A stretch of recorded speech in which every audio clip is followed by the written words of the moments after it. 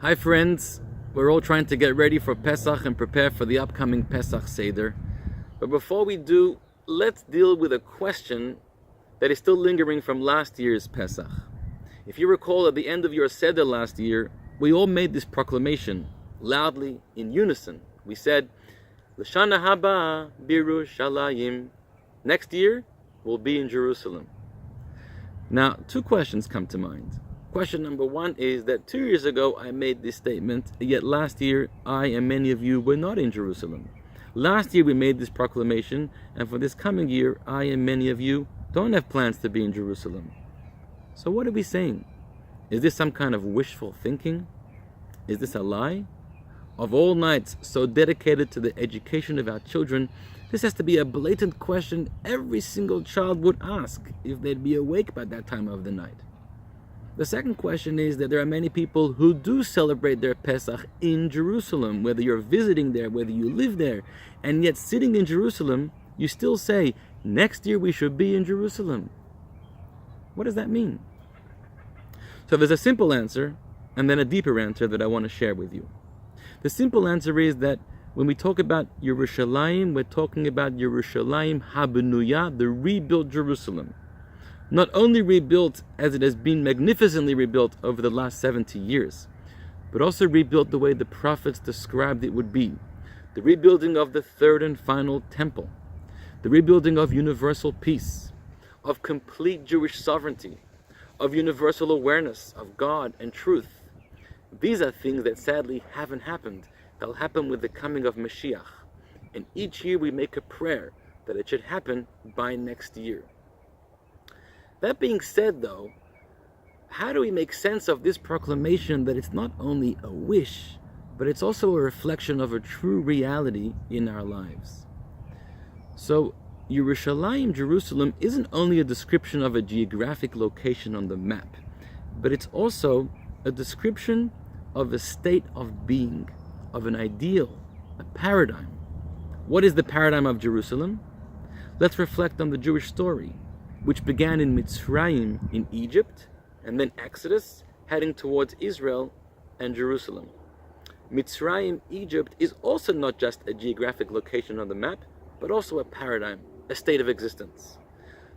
The word Mitzrayim comes from the word Meitzar, which means constraints, narrowness. It's when we live life with an incomplete vision of reality, of ourselves. We don't recognize the true value of who we are and our importance in this world. We aren't able to recognize the true value of somebody else. And instead of, we consider somebody else as competition, as foe, and not friend. We live with fears. We live with paranoia. We're afraid of our own shadows.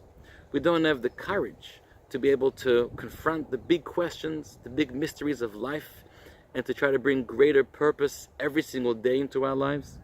We're content, we're satisfied with just living life shallow, just trying to get through another day and hoping to get through another one after that, where survival becomes success.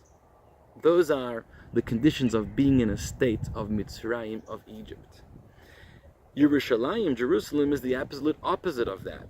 The root of Yerushalayim is shalem, which means complete, wholesomeness, expansiveness, is when we have a more complete vision, true vision of reality, of our lives and of others, where we recognize our importance and our value to this world, when we recognize how everyone else is also a partner, a friend of ours, not competition. We're able to love, we're able to give. We don't live in fear, but we live with pride and confidence and determination.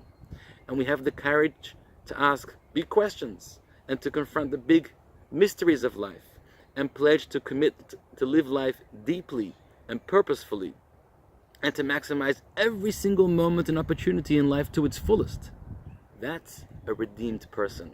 That's when we've grown up, matured, and entered a Yerushalayim paradigm.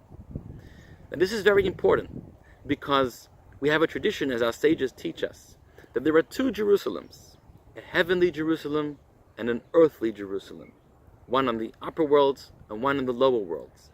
And God says, I will not enter into the upper Jerusalem until I can reside in the lower Jerusalem. The lower Jerusalem is inside of us. And until we experience that liberation and enter into our own state of Jerusalems, God says, we won't be able to experience the ultimate Yerushalayim Habnuya rebuilding of Jerusalem. So each year on Pesach night, when we make that proclamation, next year in Jerusalem, we're in effect making a commitment. And we're recognizing we are all in a state of Mitzrayim, in some kind of narrowness in our lives. What can we do to grow up?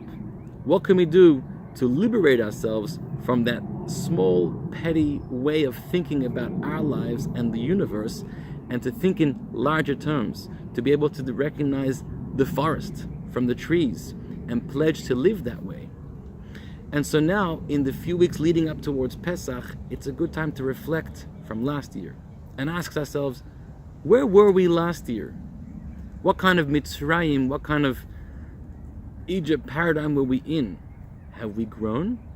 Have we advanced? Have we made our way closer towards some kind of liberated Jerusalem in ourselves?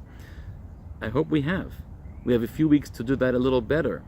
And so this Pesach night, if we haven't, heaven forbid, experienced the ultimate rebuilding of Jerusalem with the coming of Mashiach, we'll again make another commitment each year that we should grow and expand and be able to live more in Yerushalayim state of mind. Good luck.